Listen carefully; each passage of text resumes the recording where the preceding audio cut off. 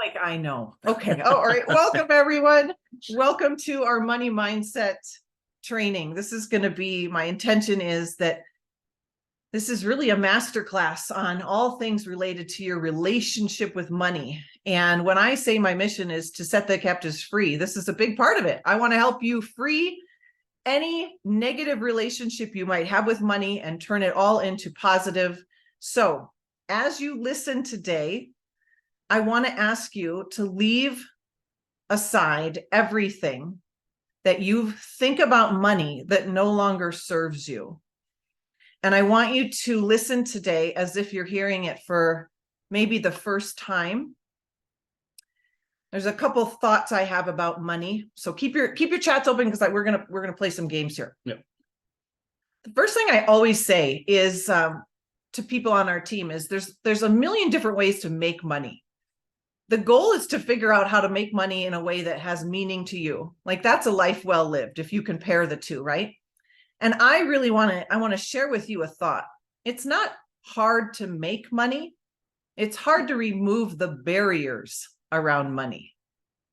And today you could choose and you could remove those barriers. So open up your chat room and I want you to think back to being a kid. And what did it feel like, or what do you remember experiencing when you got, say, some money under your pillow from the tooth fairy? What did it feel like to get some money in a birthday card from a grandparent? What did it feel like to get your first paycheck? Excitement. Yes.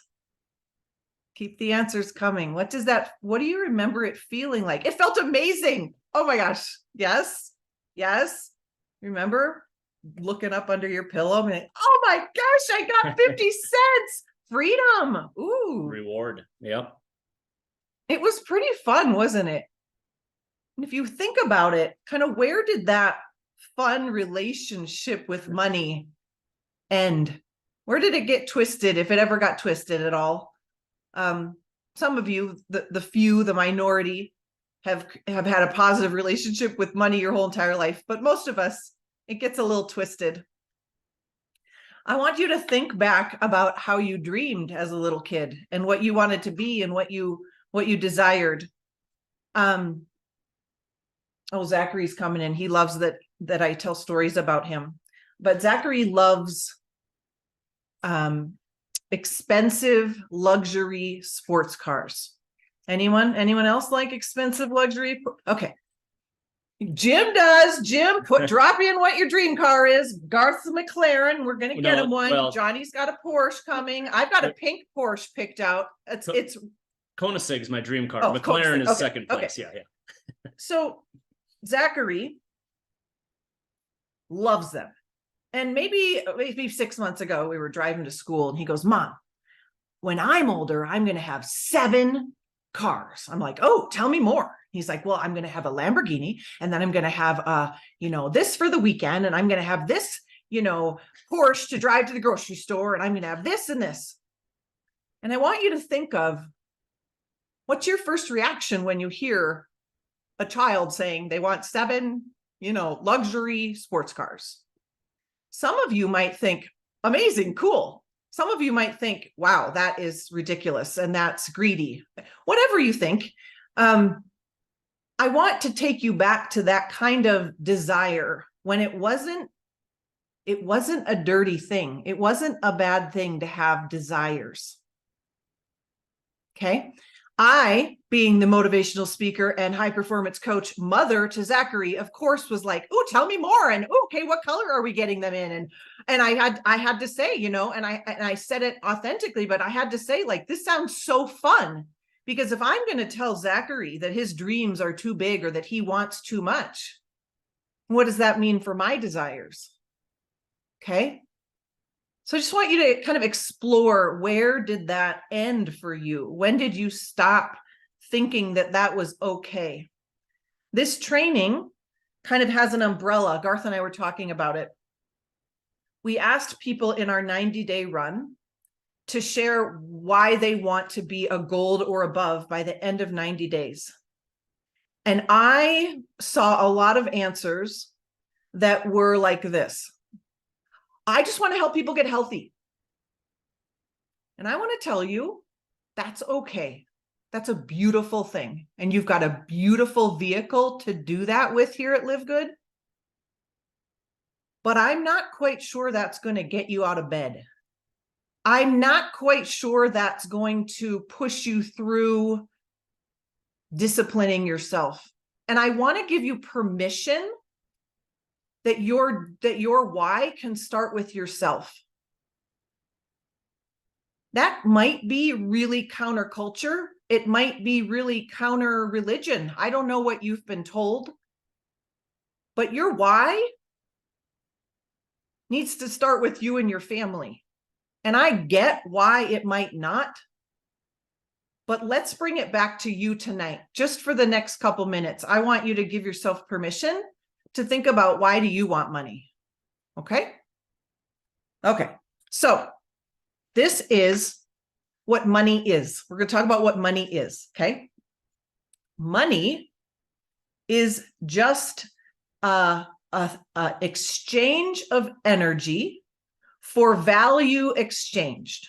So back in the olden days, I might go to Johnny and I might say, Johnny, I have 5 amazing peaches from my peach orchard. What do you have? And Johnny might say, I have a goat. And I might say, okay, how many peaches for your goat? And Johnny might say, well, that would be 25 peaches because those are good peaches. I will exchange my goat for your peaches. Okay. A goat and a peach doesn't have any sort of ethical value or meaning to it. Do you see?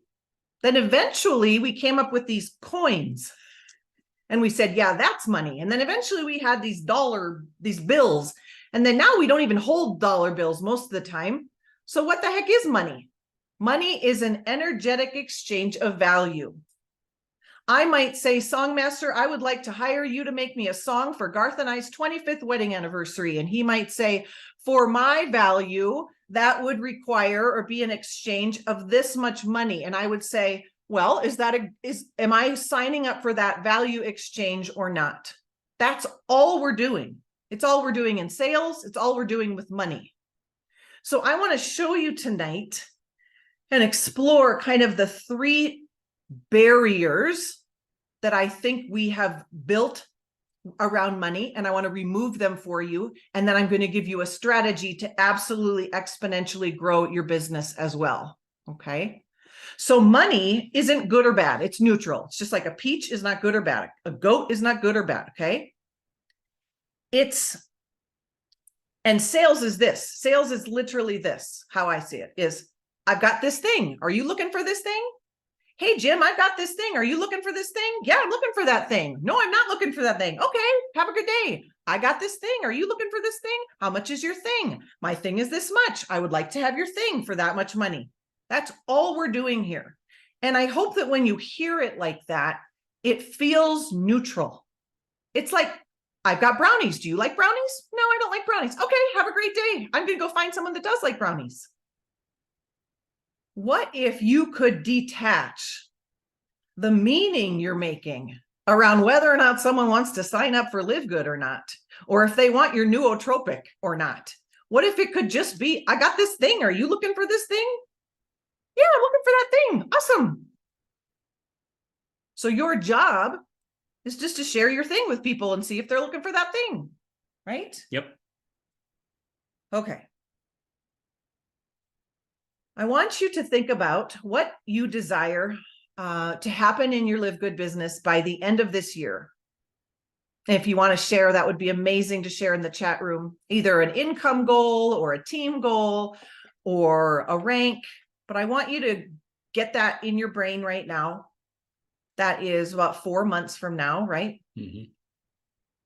And I want you to get it so pinpoint, just get it in your brain. Get that goal in your mind. And now I want you to write this down. Desire equals of God. Did you know the word desire means of God? The desire that you have is beautiful. It's valid.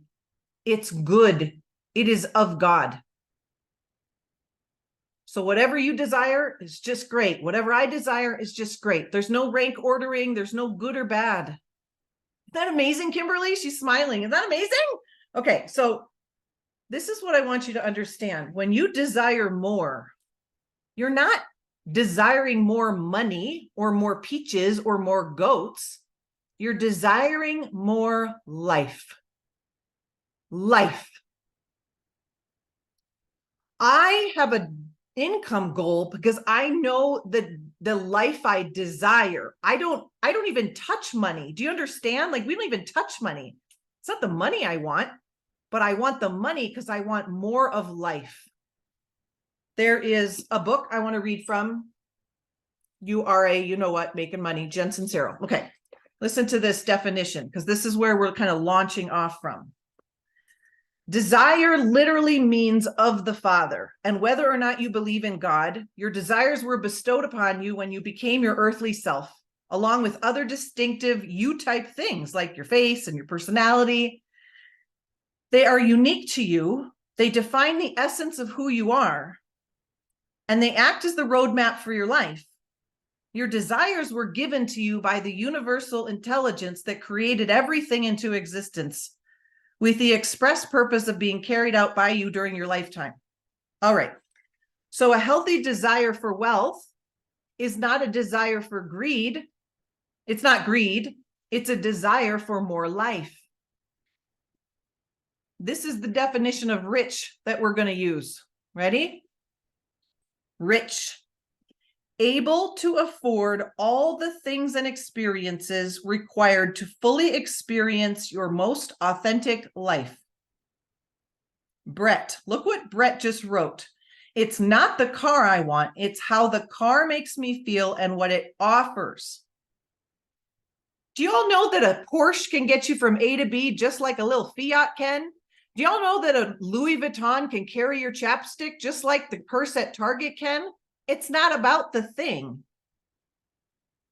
It's about how the thing allows you to express a version of yourself. And some of you will say, that's not the Porsche. Like, give me a shack in the woods where no one's around. That is how I want to experience my higher self.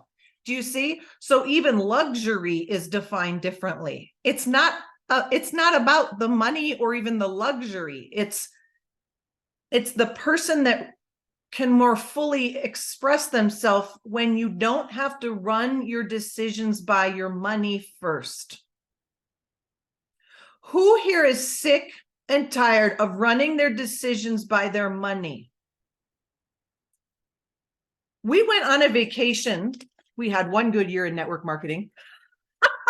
And we went on like the vacation that we hadn't been able to go on for 18 years. Like, we had never. This was like 2 years ago. Mm-hmm. There was a Garth that appeared on that vacation that I've never seen before. He was free. He was not stressed. He said, whatever you want to do on this vacation, we're good. I'm not saying no this vacation. And our children said, I've never seen daddy like this. You can't tell me that wasn't the fullest version of Garth. That's what money does, people. It's not about the money. It was the version of Garth that was able to show up. And he can be great version right now. That's not the point, right? Okay. All right. So one other thing. Listen to this. You living your fullest life and making all the money required to do so doesn't take anything away from anyone else any more than you refusing a ham sandwich because somewhere, somehow, someone is starving helps them. You playing small does not help the world. You living your fullest life and making all the money required to do so does not take away anything from someone who can't. Last thing from this book. This is disruptive, okay? We're talking about the great disruption. Listen to this one. You denying your heart's desires is not noble. It's a waste of some damn good desires. And it denies the world our opportunity to bask in more of you. We were able to bask in Garth. You denying your heart's desires is not noble. It's a waste of some damn good desires. And it denies the world our only opportunity to bask in more of you. Okay, so what are the 3 blocks? Okay, the first block I think a lot of us create or develop is called the time trap. The time trap looks like this. Well, I'm doing all the work. Where's my money? Like, where is it? Like, when is it going to happen for me? And I like to think of like we're the backseat drivers and God's driving the car and we're like, are we there yet? How about now? How about now? Are we there yet? Are we there yet? And we're planting our seeds in stressed soil. We're planting our seeds in stressed soil. What's the soil? The soil's our mindset. We want evidence immediately. We want to see if this works. Our greatest fear is that we're wrong. And so we do everything we can to say, see, I told you it wouldn't work. See, I told you it wouldn't work. And we're like 3 days into our LiveGood business. And we're like, see, I told you it didn't work. Okay. So what if we trusted the soil that we're planting in is good soil? What would be required then would be trust. It would be devotion. It would be faithfulness to your dream. It would be faithfulness to the system. Right? And then think about this. How could you water your crops? You can water your crops by making it rain, by sending out the tour video to as many people as you want to. So part of trust and patience isn't just be like, I hope it rains. I hope it rains. I'm ready for it to rain. It's watering your own crops and making it rain. So go and be rainmakers in LiveGood. Go and make it rain and water your soil by sharing the membership. All right. The second trap is what I call the goals trap. And a lot of us have been burned by goal setting in the past.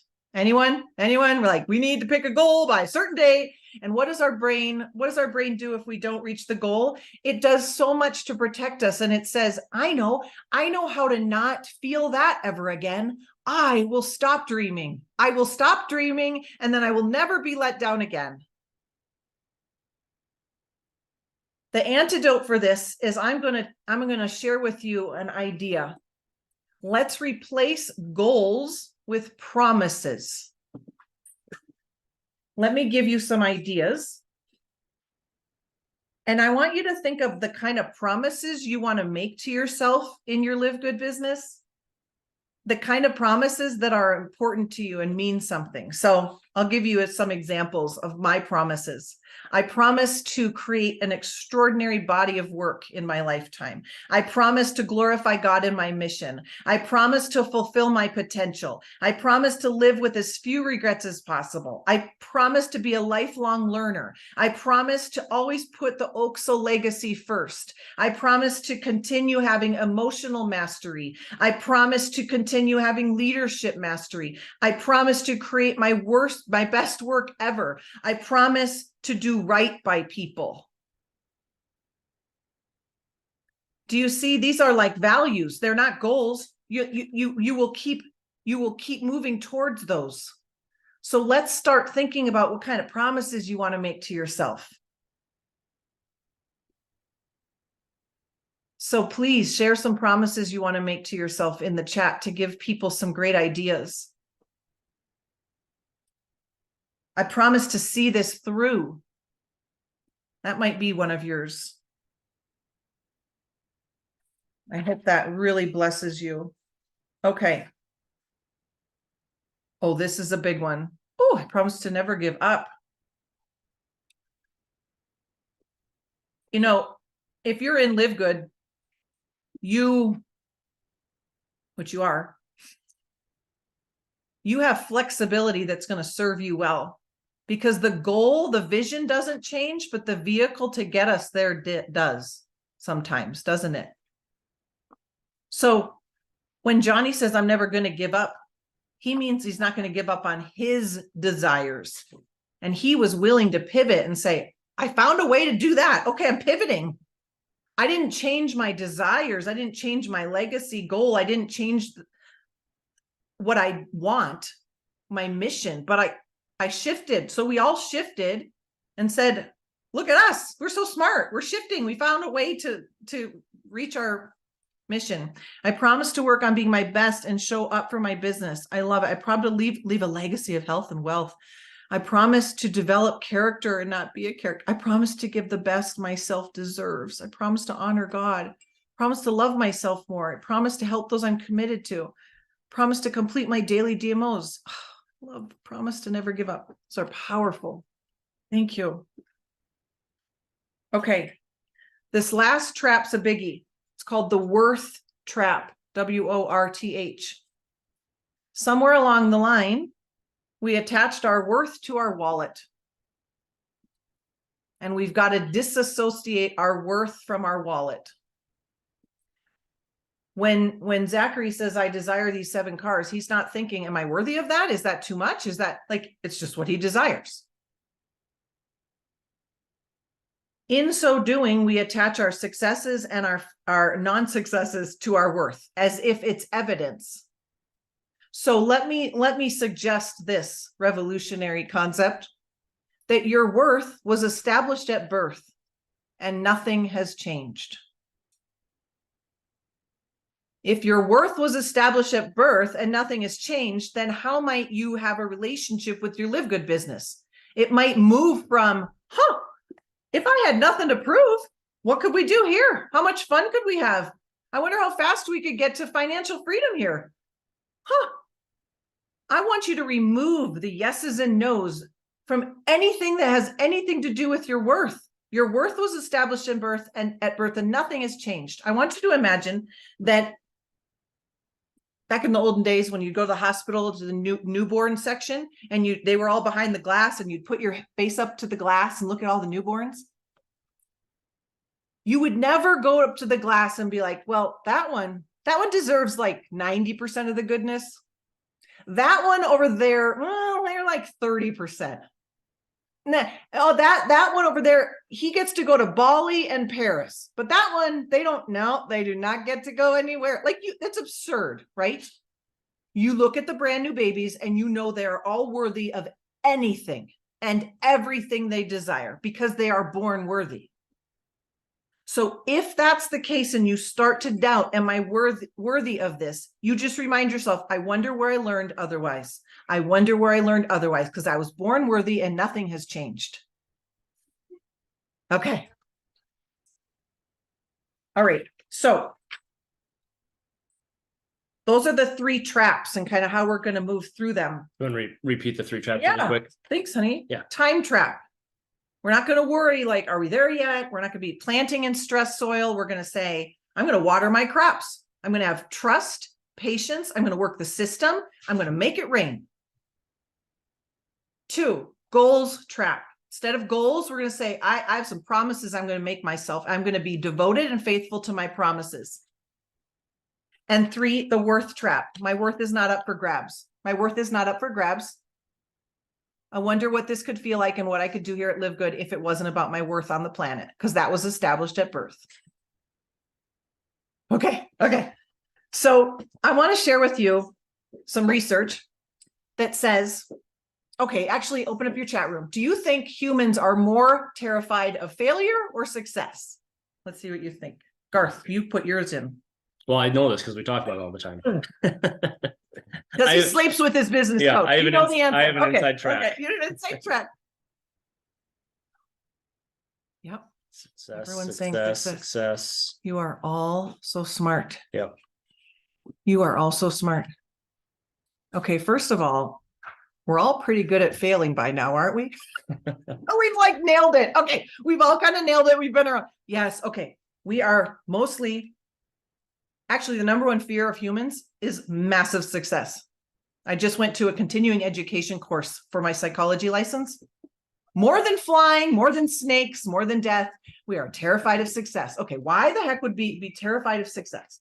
So these are some of the reasons. Put your reasons why people might be terrified of success, because we've got to get over this. If we're going to be successful, we've got to remove this barrier. Okay.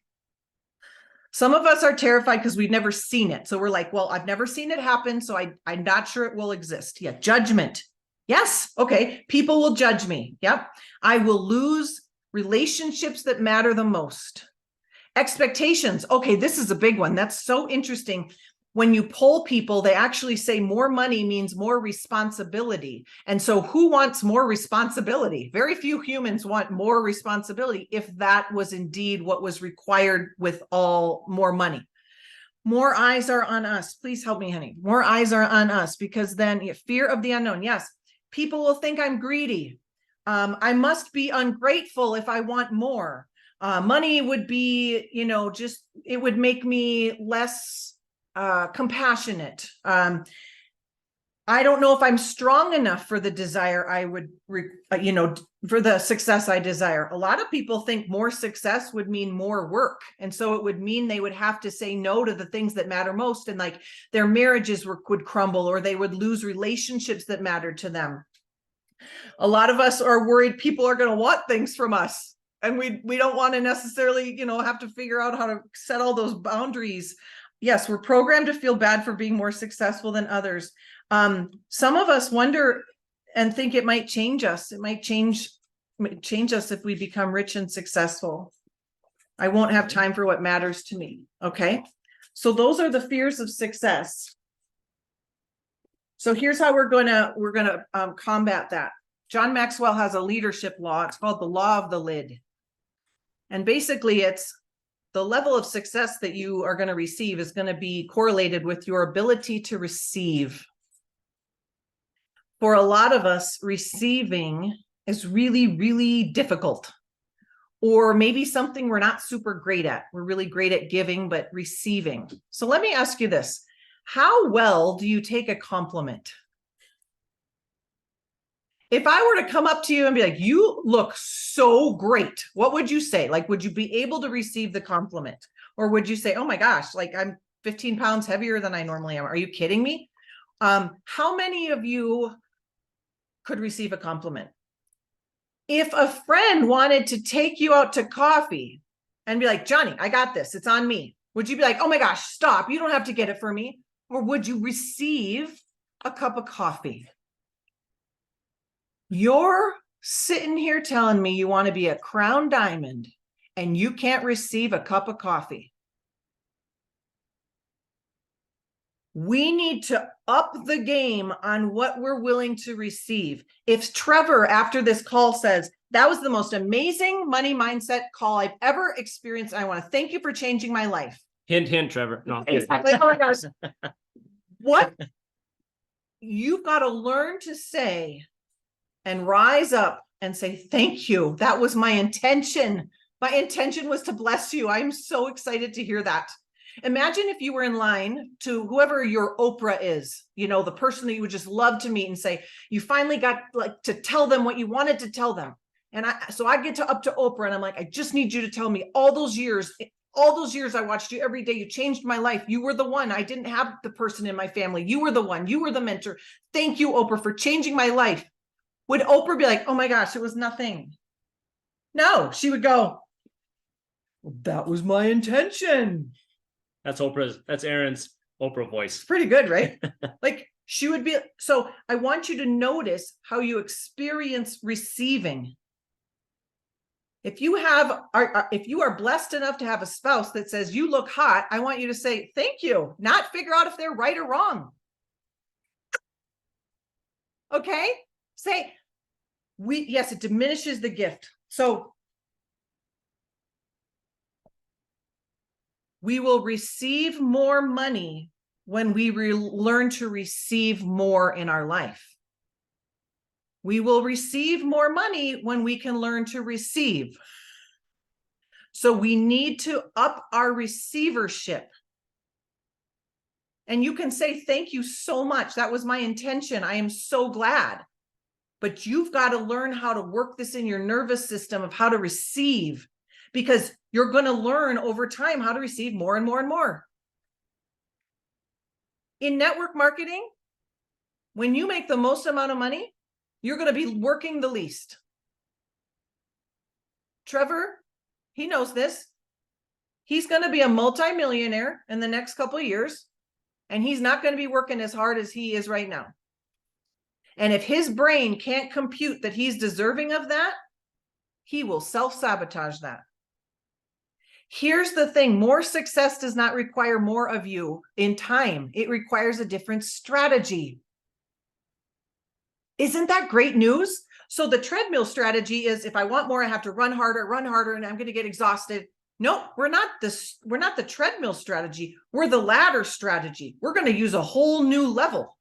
We're going to be like, oh, I've never managed $1 million before. I will onboard someone that can help me. I've never managed traveling this much. I will manage someone to watch my home or my dogs or my kids or whatever. Like, it's going to require a different strategy, not more of you. So you don't need to worry that you're going to decimate everything, because there's only so much of you. Trevor has to sleep. We have to sleep. Johnny has to sleep. We all have to sleep. Okay. All right. So practice. How do you receive compliments? How do you receive gifts? And then I want you to think about this relationship with your visibility. A lot of people, we're wanting to be visible on social media, and this is part of receivership. You being able to be visible. And this is what I want you to help. I think will help you change your mindset. We're not trying to be seen. We're not saying, look at me, look at me. We're allowing ourselves to be seen. I'll say it again. It's not this look at me energy. It's I'm allowing myself to be seen. Because when I allow myself to be seen, I give you an opportunity to hop on board the LiveGood train and change your life. When I allow myself to be seen, I give you an opportunity to hop on board the LiveGood train and change your life. It's not, look at me. I'm allowing myself to be seen. So I hope that that really helps you embrace the visibility that's going to be required for you to rise up. Because a lot of people are like, I don't want to make it about me, and I don't want to stop. Remember, that's not noble to play small. It's not noble.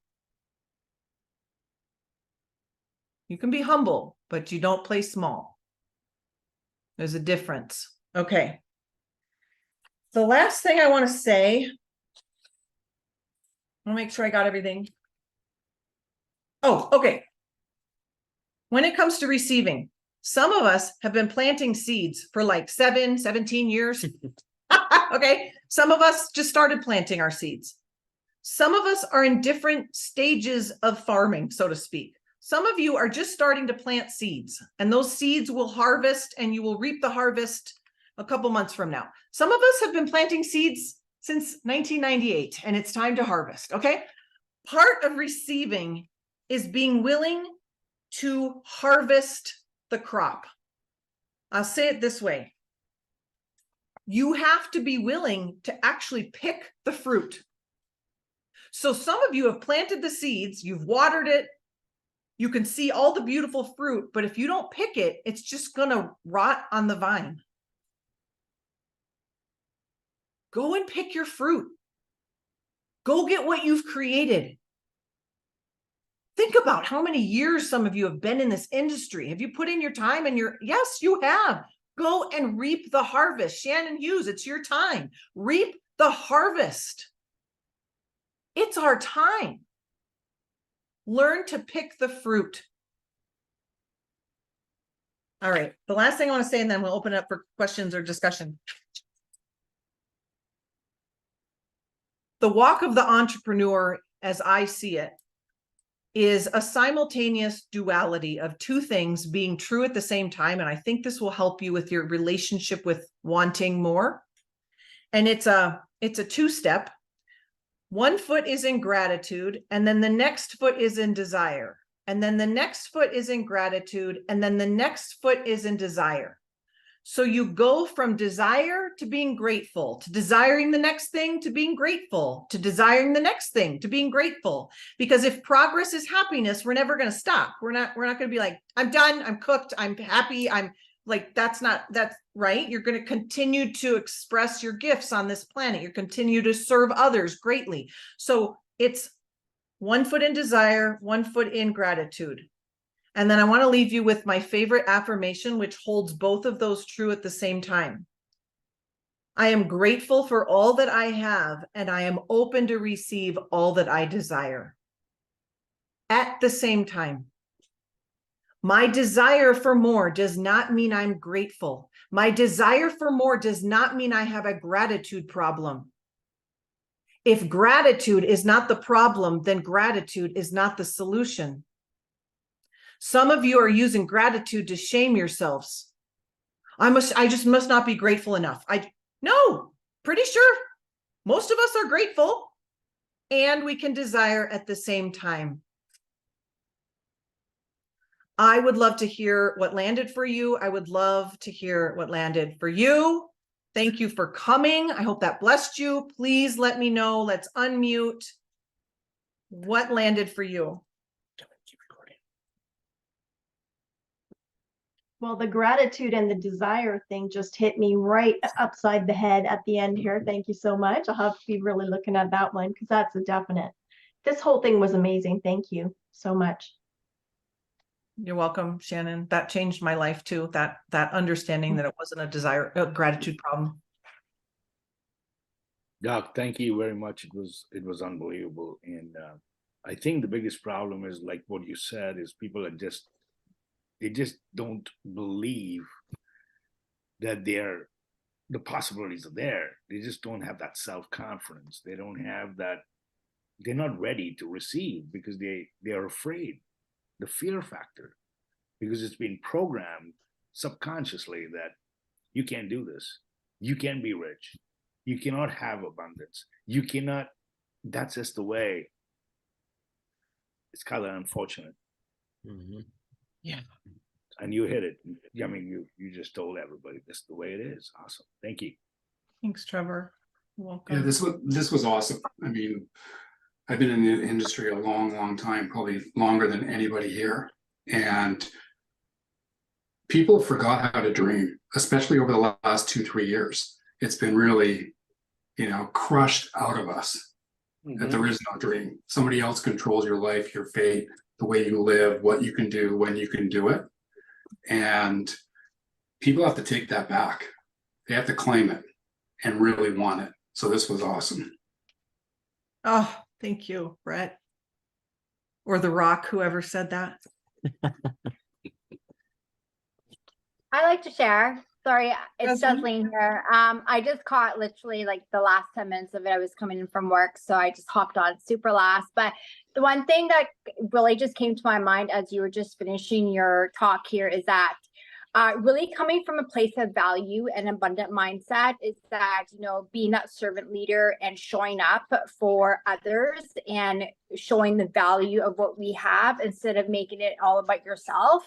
When you put others before you, and that's when you start to really win at life in general, and even in this business concept, is that when we have a solution to someone's problem out there, and when we start adding value and sharing that value, that is when we start to win. And so I think that's one of the things that I took from your last 10 minutes is that's what resonated with me. Oh, beautiful, Jesseline. Thank you. And you get live good, and you get live good, and you get live good. Blue. Hey, so I was traveling. My mom was in town, so I was traveling back home. That's why my screen was off. But the two things that resonated with me was dream again and also gratitude, being grateful. Every morning before I start my day, I write down 6 things that I'm grateful for. I write down my wins because a lot of times we're so busy. This world is so busy, and we don't get a chance to stop and release and thank God what we are grateful for, even the small wins. I'm just grateful for being a part of this team. I'm just grateful for showing up. So thank you so much. Oh, grateful for you. Thank you. This is one of the most powerful presentations you've done. You know, that was incredible. It's funny. I failed in a bunch of businesses. I had a couple of bankruptcies and lost everything. And over the years, as much of the world around me would look at me and say, "My God, Johnny, the energetic one, the one that how do you do what you do and whatever." And I was in a little black hole that I could never get out of because I wasn't worthy. I wasn't, I used all my experiences over the years to mean that that's it for you. You can't, how is this going to be any different? So it didn't matter what rank I achieved in LiveGood. Every time I achieved one, yeah,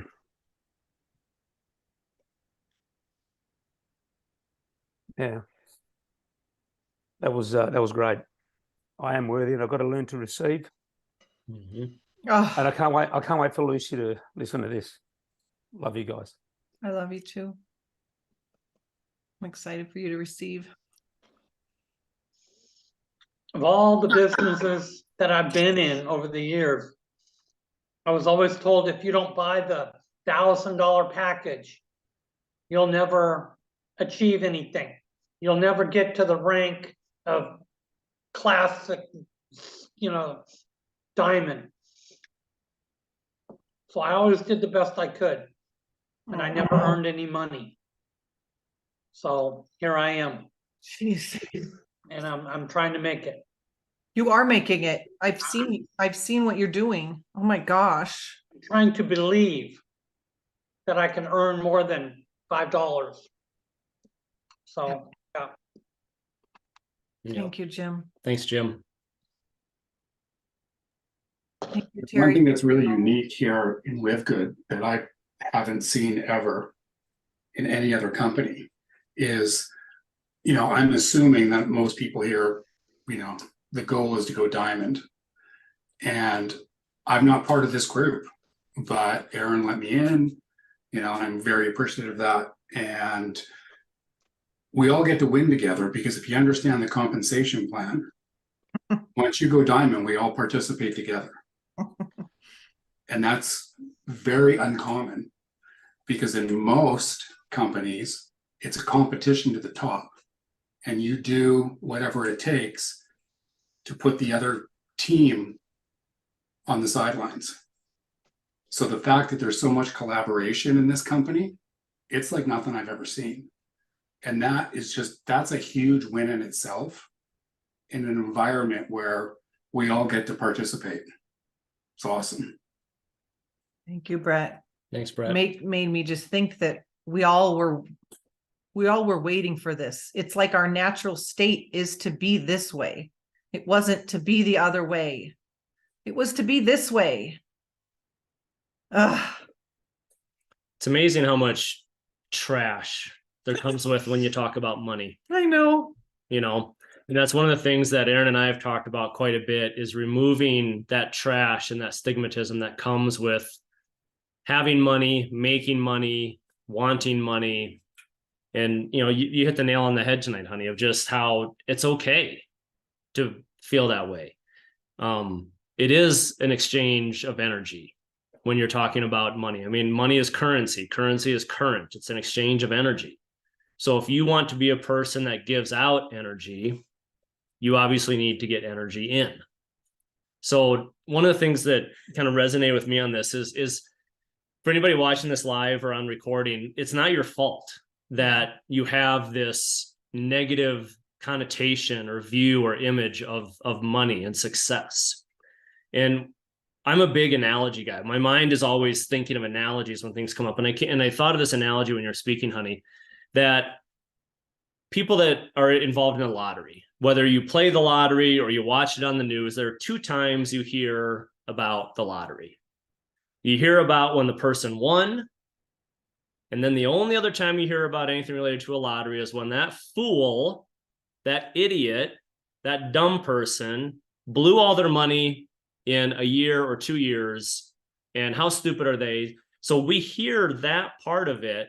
And I think that feeds into our negative connotation and fear of success. I don't want to be viewed as that idiot that wasted all my money. But what you never hear about, or very rarely, are the people that were successful, whether it's the lottery or through work or whatever the case may be, that did something good with their life. Mm-hmm. That doesn't generate interest as much as look at the idiot that blew all their money. So also realize that it's not your fault that you have negative views of success and wealth and desire when it comes to money. So just, as you're taking what Erin has poured into you tonight and you're applying it to your day-to-day, just realize that, and you've talked about this all the time, honey, with your training, with your private practice clients and with the team, is that negative thought is still going to pop up. That negative news cycle about the idiot that blew all their money is going to pop up again. But it's just recognizing that I don't have to take that in, and that doesn't have to be my takeaway from that bit of news. I know, that's so interesting. Yeah. Okay, we'll end with that. We've trained our 21-year-old to say, rent's due, I need some energy. Oh, you need some energy. Okay. Or Garth will pay the bills. He's like, energy in, energy out. Yep. I gotta hop on to the next call. Look at Blue. I love it. Thank you. Thank you, everybody. Have a beautiful week. Go and live good. Amazing. Goodbye.